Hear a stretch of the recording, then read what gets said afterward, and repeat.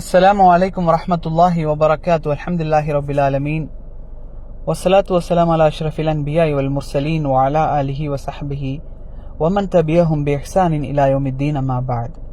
இல்லாமல் அல்லாஹ்வின் நல்லடியார்களே, இன்றைய ரமலானுடைய 15வது நாள் சான்றோர் பாடசாலை 15வது வகுப்பிலே எம்புவாழ் தமிழ் சொந்தங்களை சந்திப்பதில் பெரும் மகிழ்ச்சி அடைந்தவனாக கெடுக்கும் துன்யா என்ற தலைப்பின் கீழ் இமாம் ஹசன் அல் பஸ்ரி ரஹிமஹுல்லா அவர்கள் சொல்வதை நாம் பார்ப்போம்.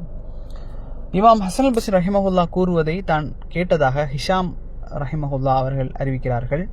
அல்லாஹ்வின் மீது ஆணையாக நான் பல மக்களை பார்த்திருக்கின்றேன். அவர்களில் ஒருவர் பெரும் செல்வத்துக்கு வாரிசாக ஆகுவார். அல்லாஹ்வின் மீது ஆணையாக அவர் மிகுந்த சிரமத்திற்குள்ளானவராக இருப்பார். இருந்தும் அவர் தன் சகோதரிடத்தில் சொல்வார், என் சகோதரா, நிச்சயமாக இது வாரிசு சொத்தாகும், அது எனக்கு ஹலால் தான், அனுமதிக்கப்பட்டதுதான் என்று எனக்கு தெரியும். எனினும் இந்த செல்வம் என் கல்பையும் என் உள்ளத்தையும் என் அமலையும் கெடுத்துவிடும் என்று நான் பயப்படுகின்றேன். ஆகவே இதில் எனக்கு நாட்டம் இல்லை, எனவே நீ எடுத்துக்கொள் என்று கூறுவார். ஆனால் அவரது சகோதரரும் கடுமையான சிரமத்தில் வறுமையில் இருந்தும் அவர் அதிலிருந்து எதையும் எடுக்க மாட்டார். மேலும் இமாம் ஹசன் அல் பஸ்ரி ரஹிமஹுல்லா கூறியதை தான் செவிமடுத்ததாக ஹிஷாம் சொல்றாங்க. அல்லாஹ்வின் மீது ஆணையாக நான் பல மக்களை பார்த்திருக்கின்றேன். அவர்கள் அல்லாஹ் தங்களுக்கு ஹலாலாக்கி வைத்ததை அனுமதிக்கப்பட்டதாக ஆகியவற்றில் அறவே பற்றில்லாதவர்களாக இருந்தார்கள். நீங்கள் உங்கள் மீது ஹராம் தடுக்கப்பட்டதாக ஆக்கப்பட்டதில் பற்றில்லாதவர்களாக இருப்பதை விட மேலும் அவர்கள் தங்கள் நன்மைகள் ஏற்றுக்கொள்ளப்பட்டதோ ஏற்றுக்கொள்ளப்படவில்லையோ என்று பயப்படுவார்கள். நீங்கள் உங்கள் பாவத்தால் தண்டிக்கப்படுவதை பயப்படுவதை விட அப்படின்னு சொல்றாங்க. கருத்து என்னன்னா, அந்த காலத்து சான்றோர்களுடைய சலஃபுகளுடைய உலக பற்றின்மை, அந்த ஜுஹுத் என்பது இந்த அறிவிப்பு நமக்கு நன்கு உணர்த்துகிறது. உலகத்தினுடைய தேவை யாருக்குத்தான் இல்லை, உலக செல்வத்தின் விருப்பம் யாருக்கு இல்லை. ஆனால் சான்றோர்கள் எப்படிப்பட்டவர்கள்? இதோ அவர்களுக்கும் இந்த காலத்து நமக்கும் இடையில் உள்ள வேறுபாடுகளை பாருங்க. அற்ப பொருளுக்காக சண்டையிடக்கூடிய மக்கள் நாம். பெரும் செல்வத்தையும் பிறருக்கு விட்டு கொடுக்காத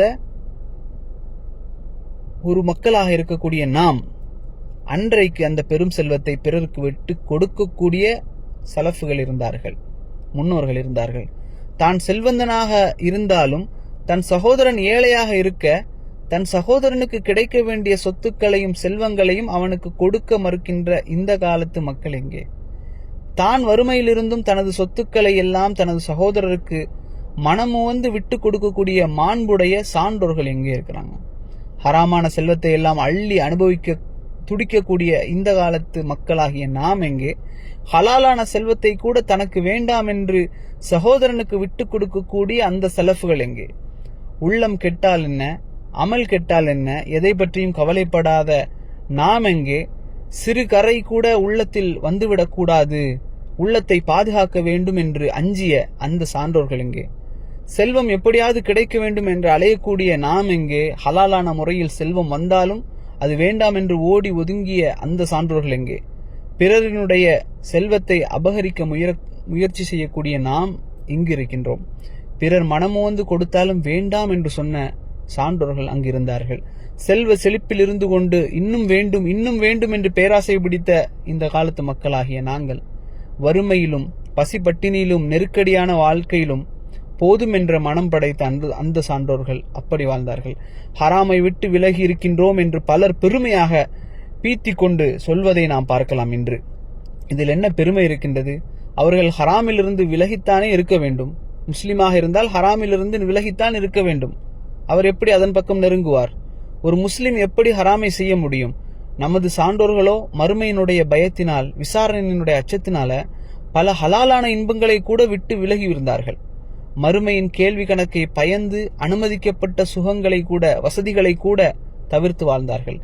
பாவம் செய்துவிட்டு பயப்படுவதை தக்வா என்று இன்றைய மக்கள் கூறுகிறார்கள். பாவம் செய்தவர் பயந்துதானே ஆகணும். நரகத்திற்கும் அல்லாஹுடைய வேதனைக்கும் எப்படி பயப்படாம இருக்க முடியும்? அதில் என்ன அதிசயம் இருக்குது? அதுவல்ல தக்குவா.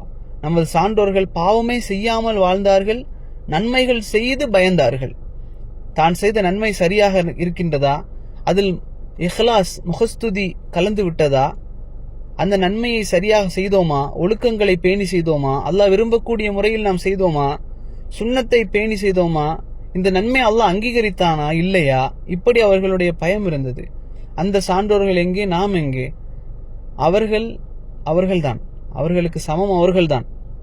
அவர்களது ஈமான் சுத்தமாக இருந்தது, அமல் அழகாக இருந்தது, குணம் என்பது உயர்வாக இருந்தது, கொள்கை பலமாக இருந்தது, அமல்கள் அதனால் தான் அதிகமாக இருந்தது.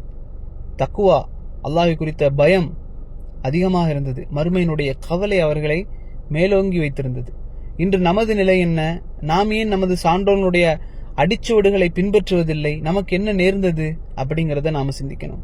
அந்த சான்றோர்களுடைய குறைகளை நாம் மறைக்க கடமைப்பட்டிருக்கின்றோம். ஆனால் சிலர் என்ன செய்யறாங்க, அவற்றை பகிரங்கப்படுத்தி அவர்களை விமர்சிக்கிறார்கள். அந்த சான்றோர்களை நன்மையில் பின்பற்ற வேண்டும் என்று நாம் கட்டளையிட்டுள்ளோம். ஆனால் நம்மில் சிலர் என்ன செய்யறாங்கன்னா, அவர்களை புறக்கணித்து விட்டு யூதர்களையும் கிறிஸ்தவர்களையும் பின்பற்றுகிறார்கள். எந்த முரண்பாடு இது? பழிக்கப்பட வேண்டியவர்கள் யூதர்கள், கிறிஸ்தவர்கள், பாவிகள், இப்படியான பலர் இருக்கிறார்கள்.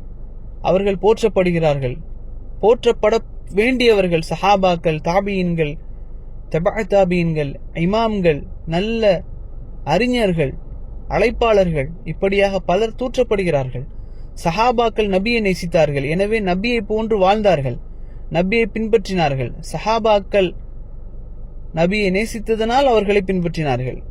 சஹாபாக்களை தாபியீன்கள் நேசித்தார்கள், எனவே அவர்கள் சஹாபாக்களை போன்று வாழ்ந்தார்கள், அவர்களை பின்பற்றி.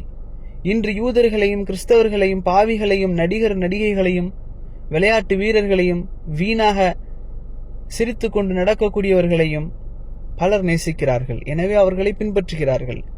அந்த சான்றோரை இன்று உண்மையான மக்கள், உண்மையான முஸ்லிம்கள் பின்பற்ற வேண்டும். அந்த சான்றோரை இன்று மக்கள் உண்மையாக நேசித்திருந்தால் அவர்களை போன்று இவர்களும் வாழ்ந்திருப்பார்கள், நானும் நீங்களும் வாழ்ந்திருப்போம்.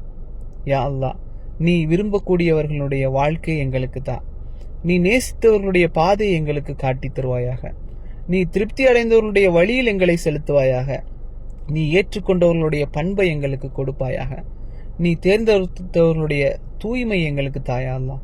நீ நேசித்த சஹாபாக்கள், நீ நேசித்த தாபியீன்கள், நீ நேசித்த சான்றோர்கள், நீ நேசித்த இமாம்கள், அவர்களை அதிகம் அதிகம் நேசிக்கக்கூடிய உள்ளத்தை எங்களுக்கு தாயா அல்லாஹ். அவர்களைப் போல அல்லது அவர்களை விட சிறந்த ஒரு முஸ்லிமாக வாழக்கூடிய வாய்ப்பை எங்களுக்கும் எங்களுடைய சமூகத்தில் இருக்கக்கூடிய எங்களது குடும்பத்தார்கள், அதே போன்று எங்களுக்கு பின் வரக்கூடிய எங்களுடைய வழித்தோன்றர்களுக்கும் நீ தந்தருவாயாக. ஹாதாமா இந்திவல் அல்மிந்தல்லா வகூலு கௌலி ஹாதா அஸ்தக்ஃபிருல்லாஹி லி வலக்கும். அஸ்ஸலாமு அலைக்கும் வரஹ்மத்துல்லாஹி வபரகாத்துஹு.